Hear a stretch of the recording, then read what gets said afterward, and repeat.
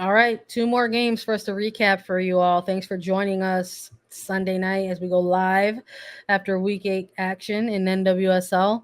Let's talk about the only draw that took place over the course of week 8.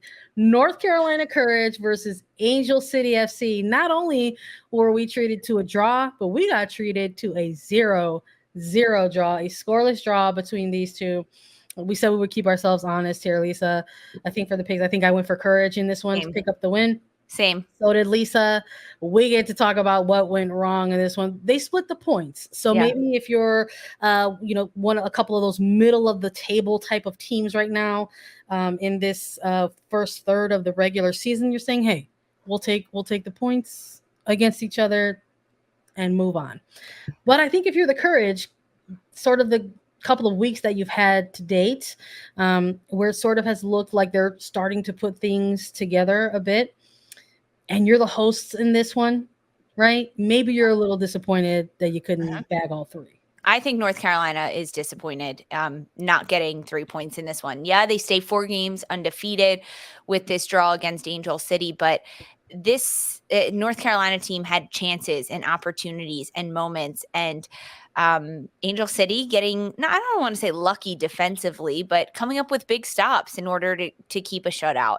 Meanwhile, Angel City didn't have too many opportunities. There weren't too many moments where I was like, wow, Angel City's going to come back and get one. Whereas there was probably 5 moments where I was like, North Carolina's got this. They've got it with Tyler Lucy, the way that this player is going against her old club in Angel City. She's an engine, and she just does so much work, nonstop running, and it plays into the way North Carolina and Sean Nahas want to play. I was really impressed with Lucy. There were plenty of moments where Tyler Lucy could have found the back of the net. 12 shots for North Carolina and only 6 for Angel City in this one. We were pretty high on Emily Fox as well. I think she had a fantastic game. But I think if you're North Carolina, you're disappointed that you don't walk away with the points. And if you're Katie Johnson, you're disappointed you don't find the back of the net in the stoppage time when you've got a gift on a platter right in front of the net, and you don't even get to shoot it. You overrun it.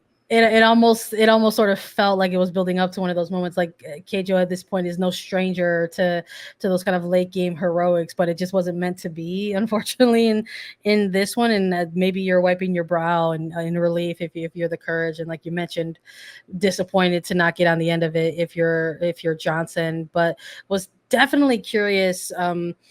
About what we were going to see from North Carolina Courage. We're going to continue to see some of the consistent play that we've seen from them, and we have. And I was happy with that, because I think there are some teams, like we just recapped Houston and San Diego, and we're like, there's question marks around Houston and their identity and how they want to be moving forward.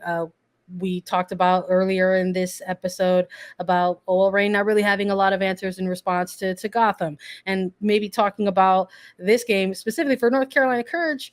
They're back to, holding possession and wanting to try to have the, really good link up play and trying to be patient at times. So it's good to sort of see that consistency, which is, we think at this point, going to be helpful for teams moving forward. And it was something that, Angel City seemed to struggle with. Yeah. And it throughout the game, but really in that first half, just kind of gave into the pressure a bit at times for against the Courage, and when they did have the ball, they were not able to keep it. It was all of a sudden it was right back into North Carolina. But, maybe it was a little bit of that isolation or containing of Caroline that perhaps helped sort of level things out and maybe make sure that they were kind of trying to, Angel City were trying to eliminate as many dangerous threats as possible. And that's how you sort of get this stalemate.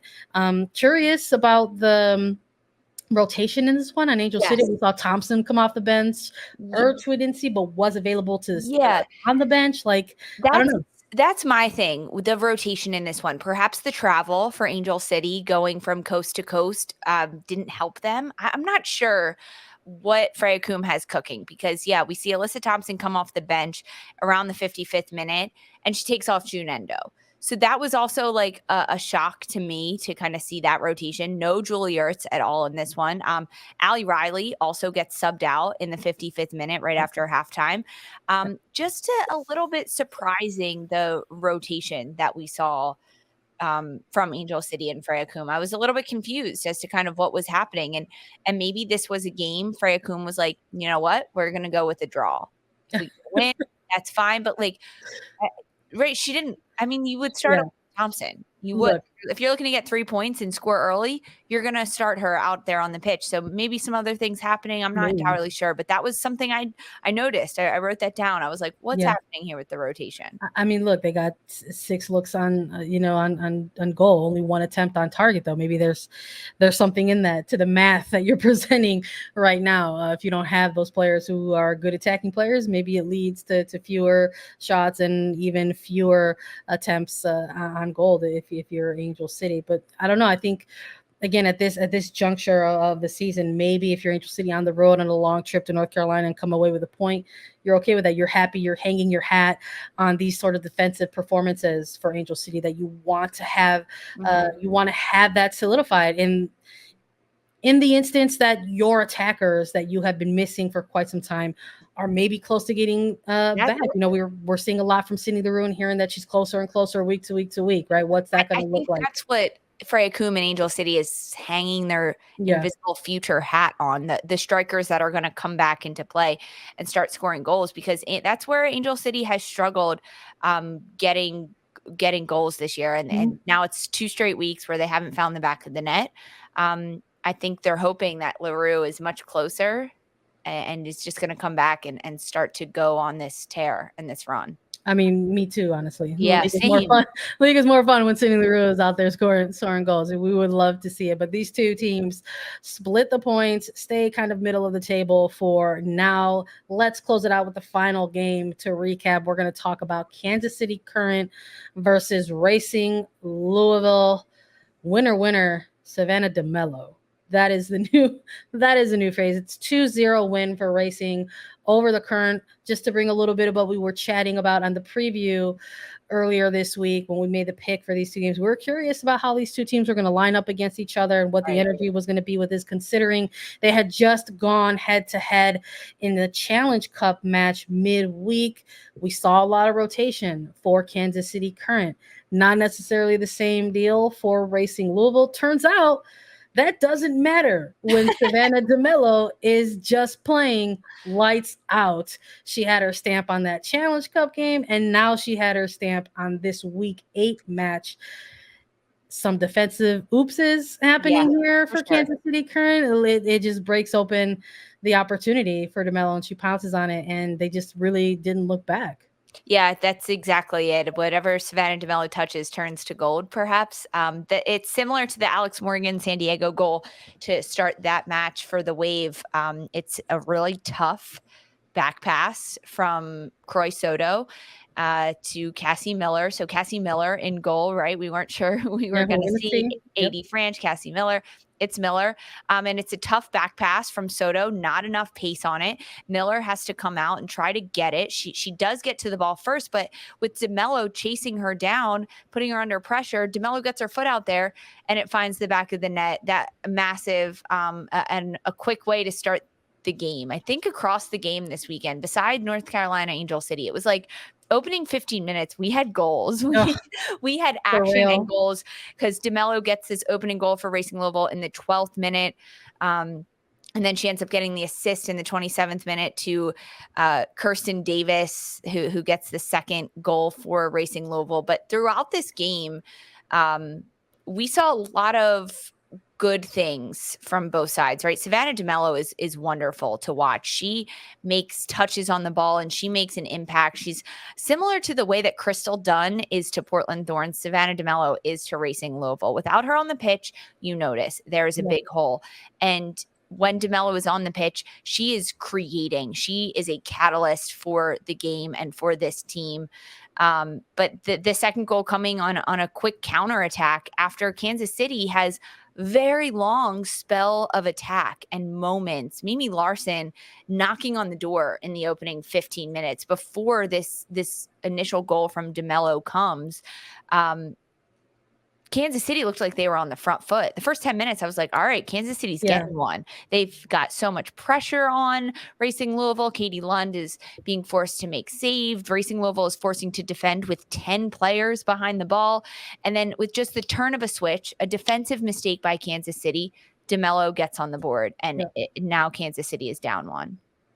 Look, I think, again, another one of these teams where we have question marks around. Kansas City Current, we're just like, what are they going to look like as they start to approach this midway point of the season? I think if you look half to half, Racing with the pair of goals in that first half, unable to expand on that lead in the second half. Maybe it's because of the halftime adjustment where you just sort of have that quick check-in with each other and then maybe take a look at your bench and see who can come on in and maybe make a little bit of a difference. We see the substitution for Corey Soto come out for Merrick, and that one at the hour mark, we see Rodriguez come on in for Mimi Larson. Spanstra, the rookie, coming on in for Labonta later on in the half to try to make this push to go ahead and get on the board at the very least for Kansas City Current. I mean, we also see the return of Kristen Hamilton come into this game. We have to touch on that a little bit. We're very excited to see the return of Hamilton. We talked about that in the preview. Like, is this finally going to be the game where we see